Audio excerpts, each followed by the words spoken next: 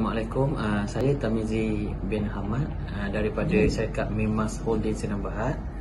Hari ini saya telah mengikuti kursus yang bertajuk kejajalan, iaitu perkhususan CE01. Apa yang saya perolehi daripada kursus ini adalah saya dapat ilmu pengetahuan yang baru berkaitan kejajalan, dan dengan kursus ini saya membolehkan penambahan perkhususan dengan pihak CIDB. Dan last sekali saya amat mengesyorkan kepada semua kontraktor atau bukan kontraktor untuk menghadiri kursus ini, disebabkan ilmu yang diperoleh amat bermanfaat untuk kita semua, dan kita dapat kenal networking antara peserta-peserta untuk kita mengembangkan lagi perniagaan kita je lah. Okey, sekian, terima kasih. Assalamualaikum, saya Amira Syafiqah binti Zakaria. Saya daripada syarikat AMD Enterprise. Hari ini saya mengikuti kursus CE01. Okay.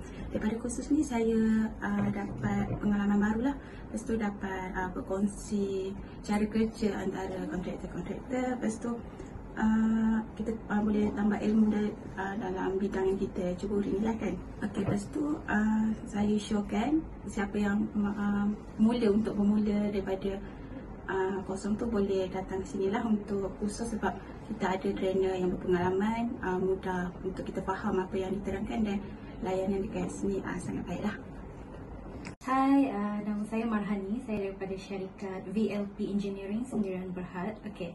Sepanjang minggu ni saya mengikuti kursus CE01 kerja jalan di BND Legacy Resources. Apa yang saya perolehi daripada kursus ini adalah pengalaman baru dalam bidang ni.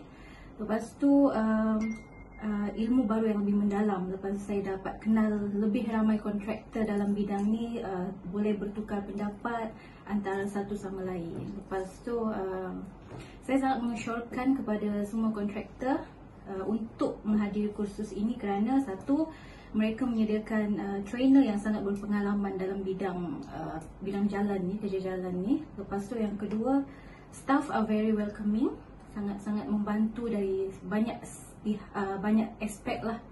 So kepada semua yang ingin menghadiri training, boleh pilih untuk menghadiri training di BND Legacy. Terima kasih. Tiga. BND Legacy.